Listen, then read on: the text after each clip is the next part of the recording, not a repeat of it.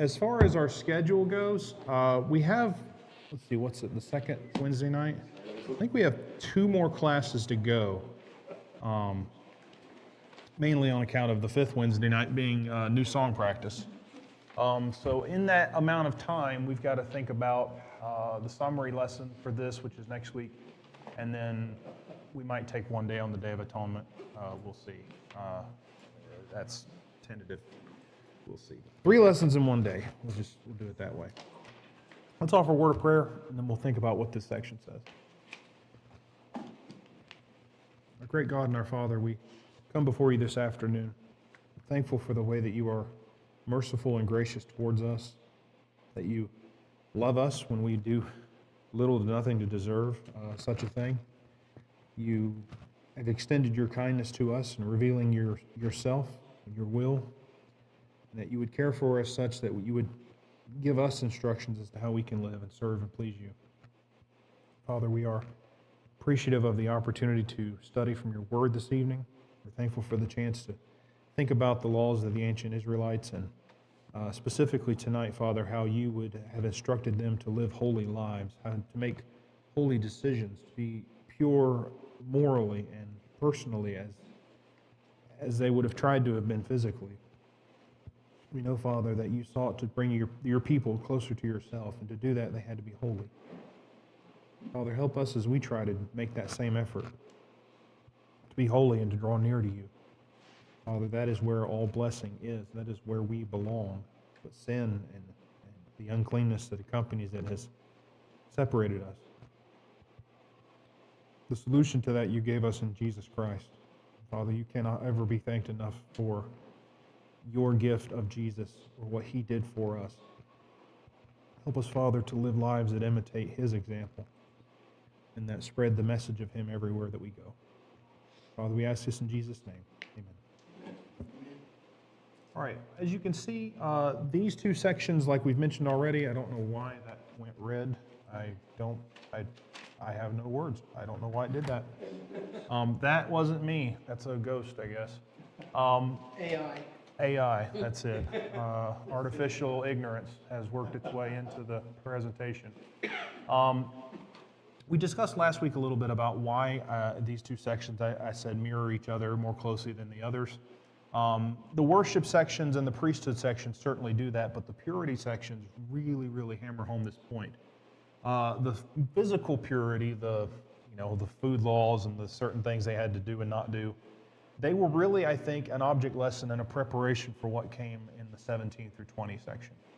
When you read through this section, it is all of a sudden less about clean and unclean, although it uses the same language of clean and unclean. But what's being discussed isn't what you could eat or what happens with leprosy.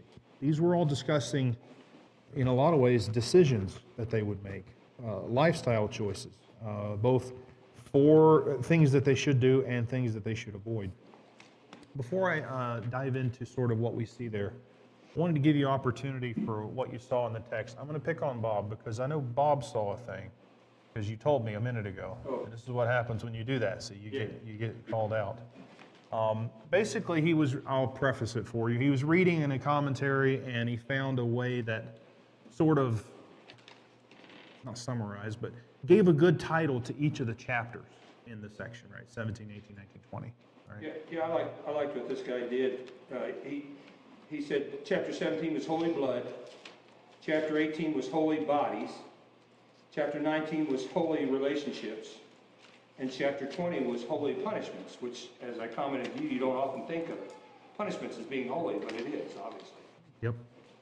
I don't think that's a bad way of putting that. I think it certainly works. There are some parallels. You notice in 18, the laws against unlawful sexual relations are not repeated word for word in 20, but they are mentioned in kind of the same sort of fashion. 20 goes a little bit more into what to do with that person. But certainly, that's a good way to organize that. Anything else you saw or noticed in the section? I'm not looking over you today. I'm just picking you out right away. What do you see?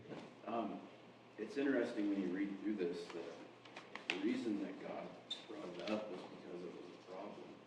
So when you think about all these sexual sins, like how descriptive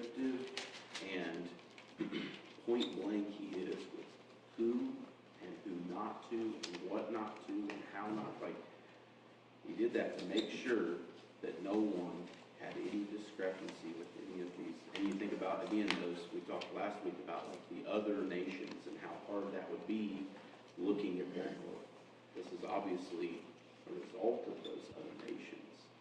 You know, the thing about Moloch and, you know, subjecting your children, sacrificing your children.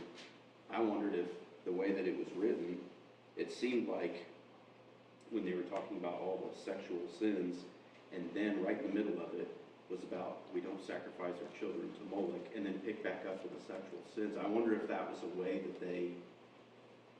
that maybe they paid for the sin. They would sacrifice that child that maybe came from, you know, that sin. I don't know if it had anything to do with it, or maybe you'll comment on it, but it was just kind of odd. It's possible that the child could have been conceived through the worship of that idol, because a lot of those idols were worshipped via sexual rites. Like, for instance, the most famous incident in Israel's history is Baal Peor, or Baal Peor. Remember where the king of Moab, he summons the idolatresses to come in and seduce the people. And part of the meaning behind why Phinehas, the son of the high priest, is the one who kills the man with the sexual things going on in the tent is because it's more than just having a good time. It's idol worship, right? And God describes their engaging in that sexual immorality as idolatry, and that's precisely what was happening. A lot of these deities were worshipped with sexual rites, you know. Not to be too crass, but when you're if you're creating idol worship, you do so and make it as fun as you can. And I mean, that's just sort of, you can understand why, right? Why was there feasting going on? Why was there this? Obvious reasons, right? It's a advertising tool, I think. I think what you're saying is right, because if you think about it, I couldn't come to the passage real quick, but one of the things that God tells them is not to waste their seed on idolatry and so on and so forth, and obviously that would be consistent with what you're talking about, that perhaps these babies that they sacrificed were products of a prior. Yeah. So, and the prohibitions against the sexual immorality is not only so they wouldn't worship idols, right? These things are wrong on their face, Sure. right? But because, and the reason why I think the Canaanites are brought up so often is because they had married the two together, for lack of a better term. And they had taken something that was already sinful and attached it to another sinful thing, making it that much more powerful, right? But yeah, it is, Ryan mentioned chapter 18. It is fascinating when you read through that list and then try to answer the question, whose nakedness can you uncover? And by that I mean, who can you sleep with, right? Everybody in your family is out, right? In your blood relatives, right? No, that kind of thing. Certainly not first cousin marriages, which are allowed in certain parts of this world who are under a certain religious jurisdiction. That happens, but those are absolutely prohibited. That was going to be one of the things I wanted to ask about. It's interesting to me that, for example, it looks like what used to be accepted was some of those norms were being done away here in this law. Like, for example, I was just thinking, a man takes his brother's wife is an unclean thing. Well, wait, what about the Levirate? Isn't that what Levirate is? But of course, then you might just say, well, he died. That's the key. Yeah. The law of levirate marriage, the man dies, so she's free. And now you are to take your brother's wife. You're Otherwise, you're not to take your brother's wife. Right. Right. The other one was some of the examples, like, for example, you weren't to marry two sisters. You know, and you think about, when you think about Rachel and Leah, you know? Yeah. So in the past it happened, now it's forbidden. Yeah, and even though it happened in the past, and there's no explicit place where God condemns Jacob for doing so, you can certainly read that and go, that did not go well, right? That story is horrible. In a way, you'd say it wasn't his choice, you know. Right. It wasn't his plan for that to happen. It did. Right. Well, Laban certainly thought it was Right. acceptable, so that would have been out in this Laban kind was of out for situation. Labor, so. Yeah, Laban was up for his own business. Yes, sir. The other thing that stood out to me this time is how the land is defiled because of man's sin. But I've never thought about the land being a victim of man's choices. Yes. God's world was perfect, and it never made a choice to, violate itself against God. But man's sin did pass that consequence on to his perfect world. And the world suffers thorns and some of the violence of the creatures that are in it now. The other famous example of the land suffering because of the wickedness of the people is when Israel kept violating Sabbath. And one of God's responses is the land's going to enjoy its Sabbaths while you're gone. So there's another parallel to the way your behavior is reflected in the things that you're around, right? Which makes sense, because what was man created to do? He was put in a garden to keep it, to maintain it, and to be its steward, right? So when he behaves ungodly, the creation suffers, right? Derek, did you have a... I was thinking about the land. Isn't there a part where, isn't there a place where God calls the land to witness against the people? Yes, on a few occasions, yeah. The mountains to witness about what, because you can kind of make, it kind of makes sense. They're big, they're tall, they can see the thing. Micah, isn't it? Micah or Ezekiel, I don't remember which, but it does happen. You are right. How many times does the phrase, I am the Lord your God, appear in this chapter? Ooh, I have it written down. Where is it?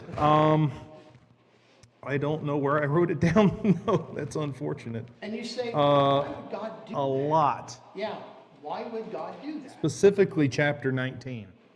Let's get to that section and then we'll think about it, okay? What I want you to notice through the section, something that stood out to me when I first prepared this material, it's been a while now, but every time I've sort of taught it. The things in this section, there are no accidents made in this section. There's no we'll just pick on chapters 11 through 15. I accidentally had a nighttime emission, or my period started, or this thing happened or that thing happened, and I had leprosy and I had no choice in the matter. There are a few of those things in that section, right? All the things in this section are conscious choices, right? If you go down through the list, right, it makes sense. Where you offer your sacrifice is not a oops. Like, oh man, I tripped and I burned my animal in front of the house. No, that's not realistic, right? Where you offered sacrifice and the deity to whom you offered that sacrifice is a completely voluntary choice.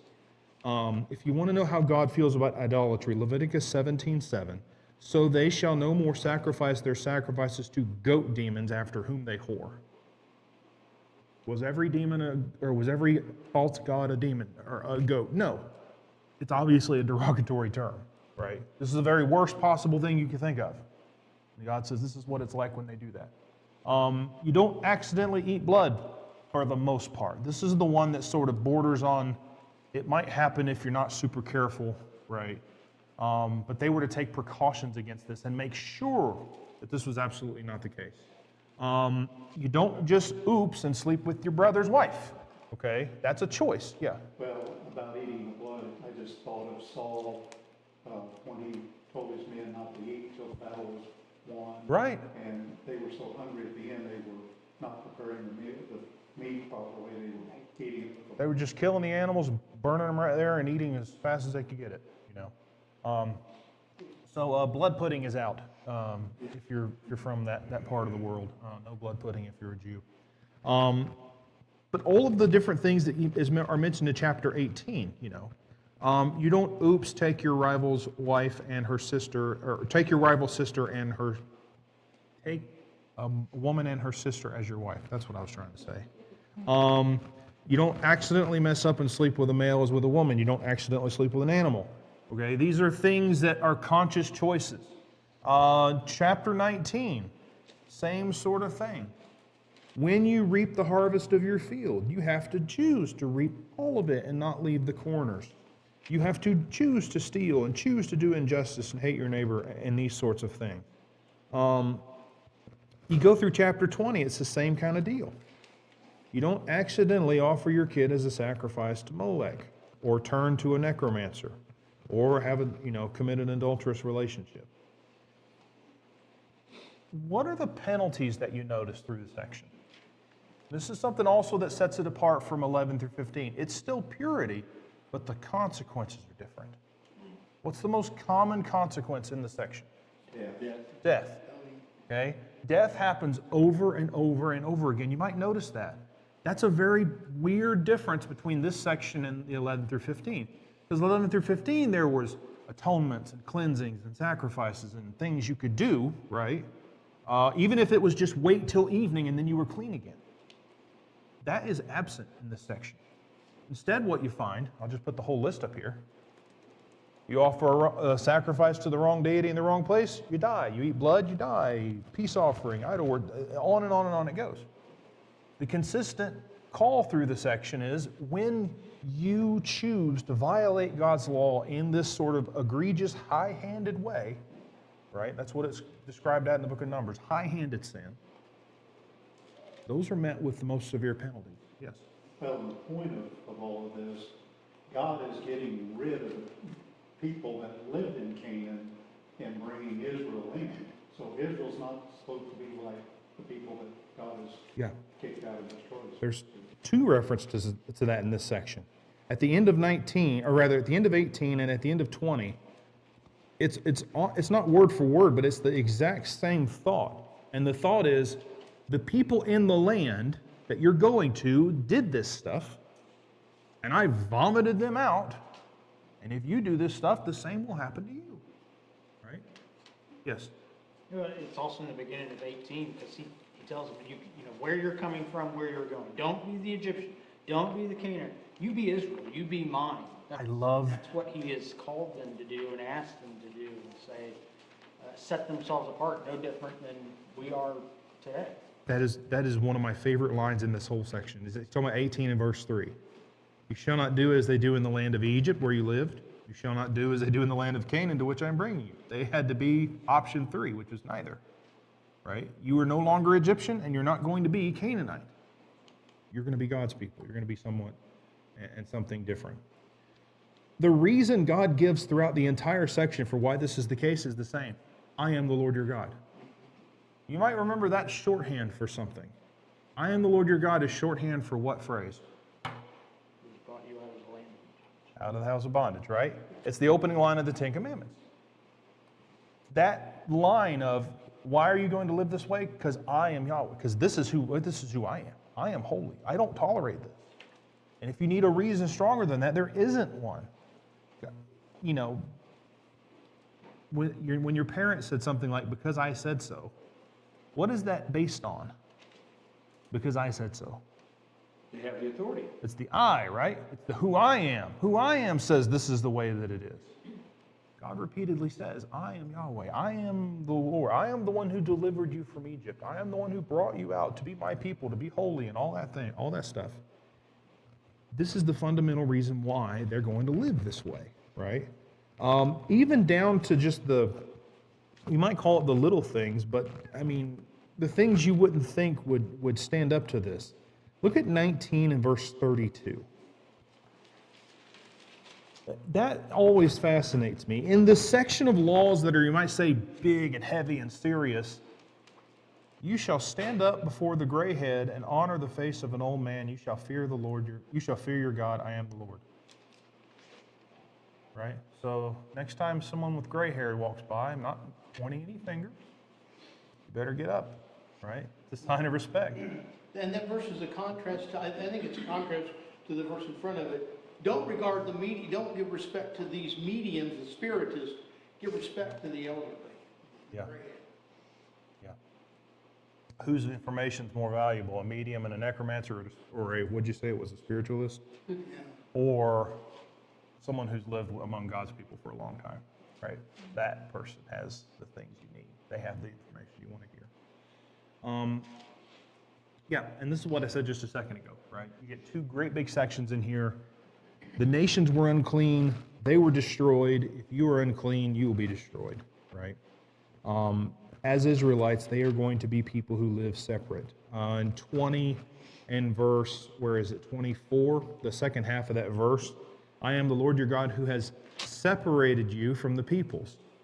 You shall therefore separate the clean beast from the unclean and the unclean bird from the clean.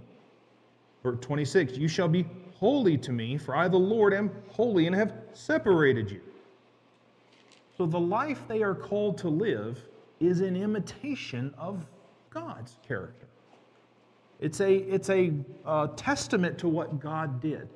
God separated me, so I will now live this separate life.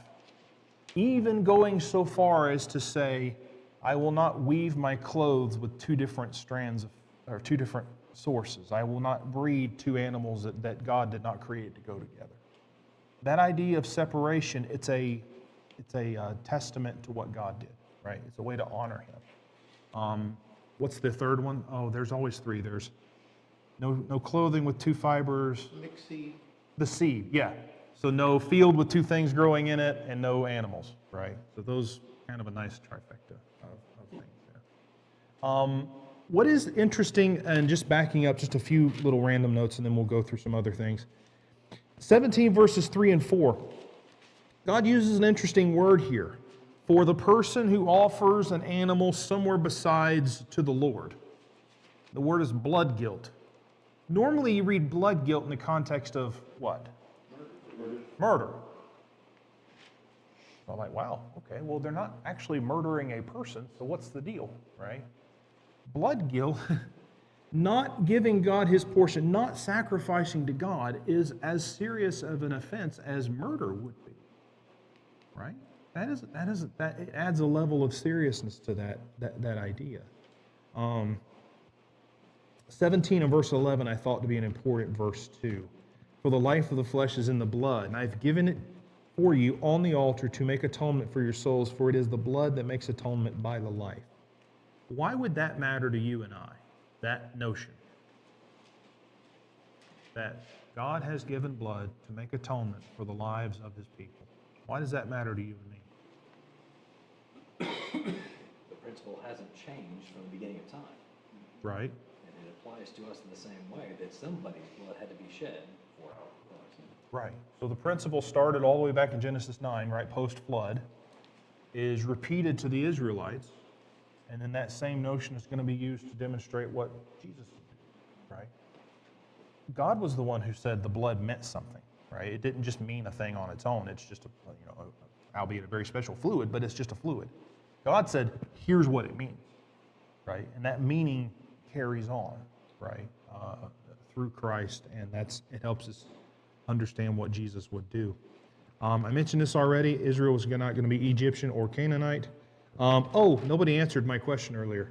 In 6 through 18 of chapter 18, whose nakedness could you uncover? Because you read through the list, and it's like, well, I think everybody's missing here. Your spouse. That's the only one. That's the only relationship not on the list. You bring that up. Leah and I had this conversation. You go, couldn't you just say you're only entitled to your spouse? I know God, in his infinite wisdom, set it up the way he set it up because he had a reason. And I know he wanted to make it very explicit, like he said, nobody could misunderstand what he's saying, but it's kind of, we jokingly said, you go, okay, is that your spouse? No. Well, you're not. You have no right to them. I mean, you know what I'm saying? Right. For whatever reason, he felt the need to just oversimplify it to make sure there was no confusion. Because, as Denver Niemeyer used to like to say, it's serious business. Yeah. But then you also have to think, like in the case of Sodom and Gomorrah and other very evil cities, there was other kind of sexually immoral things going on For sure. that needed to be specified. There's something about the power of that particular temptation, I think, that calls for such extensive legislation against it, right? I'm going to pick on, never mind. I'm not going to pick on that because I'm going to do it poorly. You mentioned Sodom and Gomorrah. That's a perfect example of just how quickly and how far off the rails it can go, right? To where they're doing that point. And not to be gross, but why does he tell them not to sleep with animals? People are doing that. Why did God forbid both the male and the female from doing it? Because both sides were doing it, right? That's where they are. We have this very cleaned up picture of history, right? Because they didn't put that in the hieroglyphs or on the cave walls. But it was going on, right? And so they are forbidden from being that way. You talk about making a people strange. I mean, they would have had weird foods, but you start going through, y'all don't do any of this? Wow, okay. Just an observation, and it's something that I thought of when Mark and I were reading this too, and it was like, we were listening to it actually in the car earlier, and I was It'd be more painful to listen to, I would think. It's like, he said, just turn that off. But, you told her to turn off the Bible? You know. Mark, he did add. We're having a I'll just meeting. read it. But, you know, we know ourselves how many times we hear, well, it doesn't say we can't. You know, instrumental music, anything, you know, that you can think of that we say, you know, that's not the work of the church. Well, it doesn't say we can't. And those people certainly didn't have that. They couldn't throw that back at God. Yep. Because it covered, as far as I could tell, it covered pretty much everything. extensive. Yes, sir. I think that's why, since we have all these examples, why when we see in Matthew 22, what the greatest commandment is, to love the Lord your God with all your heart, soul, mind, and strength, and your neighbor. Because those, after you see this context, those two commandments cover all of these things to a T. Yep. And if I can do that, if I can commit all of that to Him and love my neighbor, just like it says in 19, verse 18, and then also in 33, if I can do that alien and treat that alien that way, I get rid of wanting his wife. I get rid of wanting his land. I get rid of wanting, you know, all of those things are covered by that because you've seen this extensive list of what that actually covers. It is neat to see 1918 and then, like you said, 33 or 34. The love your neighbor as yourself is how that works, right? You read the section and you figure that part out. I see a wave. No? Okay. I talked about this a little bit last week, but this section really emphasizes this. The notion of being unclean and sinful are really tied together really closely here. Because God uses that language to describe it. In 18 and 24, do not make yourselves unclean by these things, right? And you say, well, is he talking about being physically dirty? No, he's talking about spiritually, morally filthy, right? That which comes from within which defiles a man, the way Jesus would talk about, right? That idea wasn't his.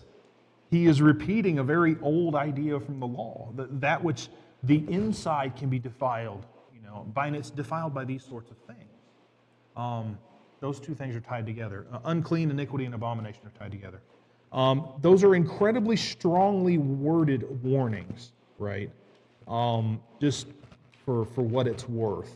It's more than just, hey, don't do that, but it's the land was vomited these people out, and if you do it, you're going to be very, very kind of a gross way of putting it. 19 and verse 5, I mentioned this earlier in the worship section.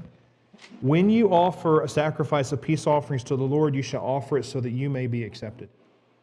It's the question of Genesis 4 all over again. Will God accept your offering or not? Right?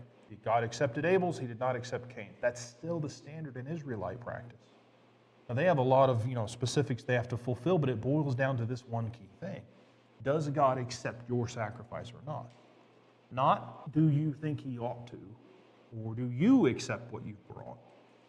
It's a matter of do he accept what you've brought? That's always been the standard. If you want to know what it means to love your neighbor and yourself, start at Leviticus 19 and verse 9 and then just read through. Right? And you could throw in chapter 18, like Ryan talked about a minute ago, and really a lot more than that. But what does love your neighbor as yourself look like? It looks like leaving some of your harvest for the poor and sojourner. It looks like not stealing and not lying and not oppressing your neighbor and not doing injustice in court and not slandering your brother and reasoning frankly with them. On and on and on it goes. I love that because God didn't say, okay, the most important thing is to love your neighbor as yourself. Now, y'all go figure it out.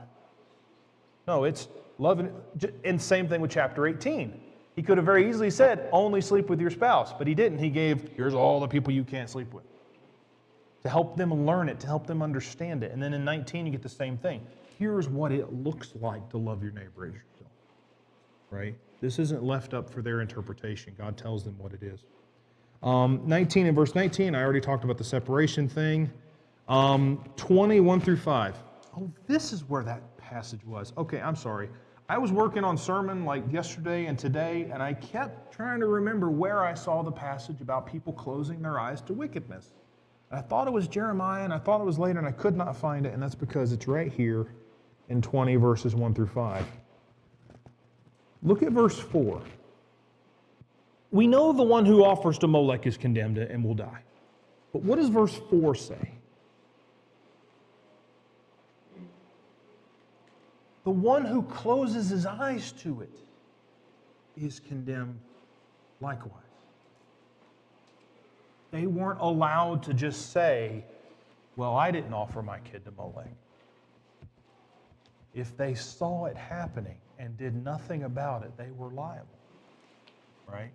This is a parallel, you might think, to Ezekiel's being told he's the watchman, and if he fails to warn the Israelites, they will die for their sin, but then the blood would be on his own head, right? This is kind of a parallel idea. Sure, the Molech worshiper is condemned and should die, but also the one who just says, la, la, la, la, la, I don't hear anything, or see anything. That's serious business. You find out there's another section of the law where, if someone comes up and says, hey, let's go worship other gods, you have to turn that person in, right? It's not a, hey, go figure out your life and stay away from me type thing. They were accountable for that, and that just struck me as a powerful thing. Okay. I don't hear this a lot, but perhaps the smart aleck could say something like this. Chapter 18 doesn't say anything about sleeping with these people. It just says don't uncover their nakedness. Because that's what it says over and over and over. Don't uncover the nakedness. Don't uncover the nakedness. What about 20 and verse 11? What does that say? If a man lies with his father's wife, he has uncovered his father's nakedness. Uh-oh. Turns out uncovering the nakedness is a parallel phrase for the same thing. It's a euphemism. It is exactly a euphemism. And and it makes sense, right? Because obviously things have to happen before other things happen, right? So uncovering the nakedness is an expression that means to, go further than that. And then you see the consequences of that sacrifice. Oh, one thing that I thought was interesting. Verse 22. You shall therefore keep all my statutes and my rules and do them, that the land where I am bringing you to live may not vomit you out. You shall not walk in the customs of the nation I'm driving out before you. And you can kind of see how that section goes. Look back at chapter 11. At how that section began. Back in the food law section. I think it's 11, where is it? Right around like 44 and following. The big idea here was that it's the same sort of language that's given in that chapter, right? So I think as far as the book goes, it kind of serves as a bookend between the two purity sections. You've got the beginning in 11, you've got the end of it here in 20, and there's very, very similar language on either side of that. All right, as an Israelite, hearing this read to you, studying this, learning it, what do you gather from this? What is your lesson, or your lesson? I think putting myself in their shoes, it's kind of summed up in chapter 20 and verse 7 and 8. Consecrate yourselves and be holy because I am the Lord your God. Keep my decrees and follow them. I am the Lord your God who made you holy. And then in 26 it talks about setting them apart in the nation. So what is all of this for? It is for this, to separate myself from everyone else around me. That we are God's people and he has intended on us being different and set apart, and he will take care of me if I follow these decrees and these laws. I think so. I think that's the single most important thing. What was most important to the Israelites? You might say, well, keeping commandments. Yes, but why, right? I don't think if you talk to a diligent, devoted Israelite, and you say, what's the most important thing to you? It's like, well, make sure I keep the commandments. I don't think they would have answered it that way. I think they would have answered it something very similar to what Ryan said. The God they serve is holy. The God we serve is holy. He has called us to be holy like him, right? To be separate, to be different, to be unique. We do that to honor him. right? Because he has commanded us. Now, how do you do that? Well, obviously you keep covenant and keep kosher and those sorts of things, but we do this because of who God is, right? You will be holy. This is 20 and verse 26. You shall be holy to me, for I, the Lord, am holy. Right? We can't pull those two apart from each other, right? What else? Yeah. And related to that, 19 is that section of sundry laws. Yes. It starts that section with, you should be holy. And so, we define holiness the wrong way sometimes when we think, well, it's me eradicating sin and having purity in my life. That's true. It's also how you treat your neighbor, it's how you treat your parents, it's how you treat the land, it's how you worship. All of those things are me being holy. And so it redefines that. The second thought I had was it takes a lot of attention, a lot of focus, and you made that point last week. Back to that first half about those two meanings of holy. Could you run through that again? Because I thought that was good. Yeah. It's holiness is not only It's not just keeping myself pure and stopping from doing things that Right. Would profane me, but it's all the other ways that we treat everything that God created. Relationships, land, worship for Him, all those things are part of holiness. So what it reminded me of was, you ever hear people talk about the sins of commission and the sins of omission, right? Of you did something you weren't supposed to do, or you didn't do something you were supposed to do. In which area is God holy? And which one of those kind of demonstrates the way God is? Both. God does not commit what is unholy, but He also does everything He's supposed to do. He does what He has said He will do, right? He is complete in that. And He's called His people to be the same way. Not just to avoid the things, but also to do the things that you were supposed to do. The God that says, well, I've committed no evil, but I didn't provide for you, is not the God of the Bible, right, Sean? Kind of along the same lines, but I mean, the thing that strikes me always in these passages is just the level of detail. When you think about, you can get lost in that detail pretty easily, but just like anything in life, if you put effort into something and that becomes your habit, there's something that happens to you along the way. It's the details go away and you become this other thing that's the result of the habit, right? So that level of discipline, that's kind of what I think about, is He's teaching them how to be disciplined and controlled through these details, but they become something greater through learning how to work through the details. I don't know if that makes sense, but the sum is greater than the whole of the parts, or the whatever. That's pretty good.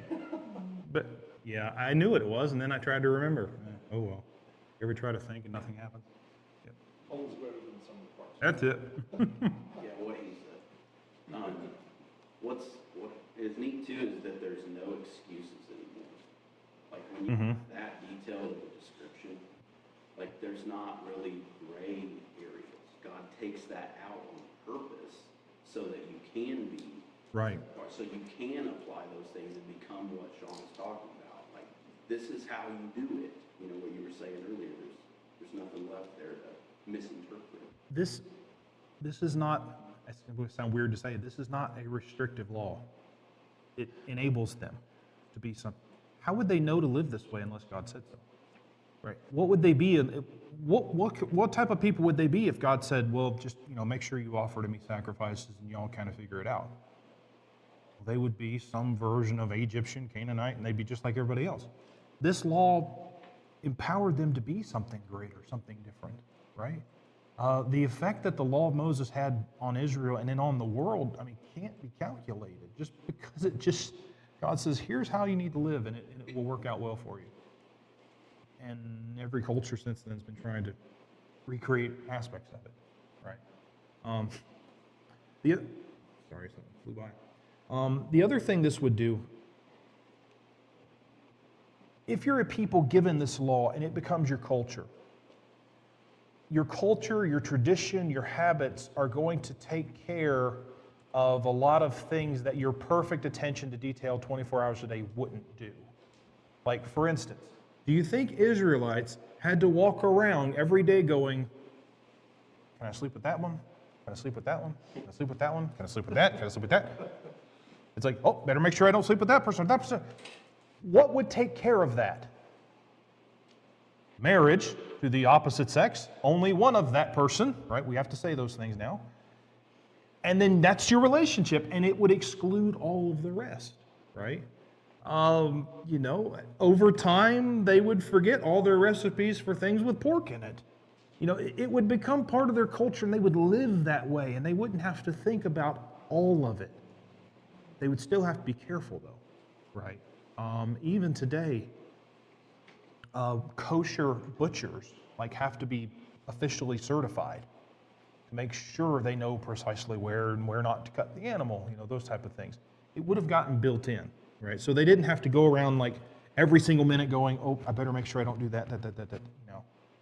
It would have been part of how they lived, right? It would have been built in. Yep, I talked about that already. There's where I wrote it down. At least 20 times in 4 chapters, right? I am the Lord. And there's versions of that. I am the Lord who sanctifies you. I am the Lord your God. Different versions of that phrase, but that's how many times you're going to see that. God didn't leave it up to them to figure out what it means to love your neighbors yourself. He told them exactly what that meant. That being said, is Leviticus 19 an exhaustive list of everything it means to love your neighbors yourself? No, there's stuff that's not written in Leviticus 19 that they would have had to figure out for themselves. There is no prohibition in Leviticus 19 against trespassing. So were they allowed to trespass?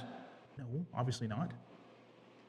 They're given this as much as they are so that they can infer and make judgments and go on, right? Just like we're given the law, I can't remember where it is it Galatians 5?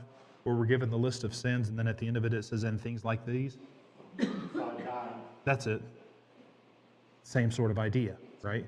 We are given a list of here's what it looks like, and then told to go, okay, now you got to go make judgments that fit this. They would have had to do the same thing. Okay. I was going to talk about one of those. We talked about that already.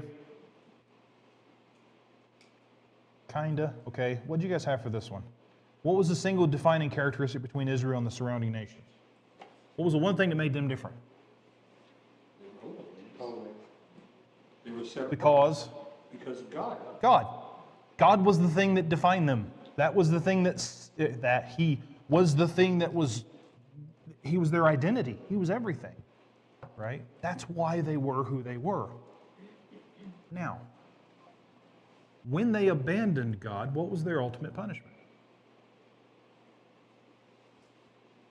If having God was everything to the Israelites and they abandoned Him, what would be the result? They would be ejected from their land and they would be cast out and spread out among all the nations. They would lose that which made them special, right? And as a result, God would scatter them and they would be just being back to regular, everyday Gentiles, you might say. Makes sense when you think about it. Okay, Lord willing, we're going to get to more application in the next lesson, the 17th. We'll think through the purity laws. What is cool about this section of Leviticus? So much of what we read in these chapters actually does carry directly to the New Testament time, right? Because, correct me if I'm wrong, but all the prohibitions in 18 and 20 are still live and active today, right? So you get it, the people that say, well, the old law means nothing. No, we still hold to these principles, right? And so we'll think about that, Lord willing, next week.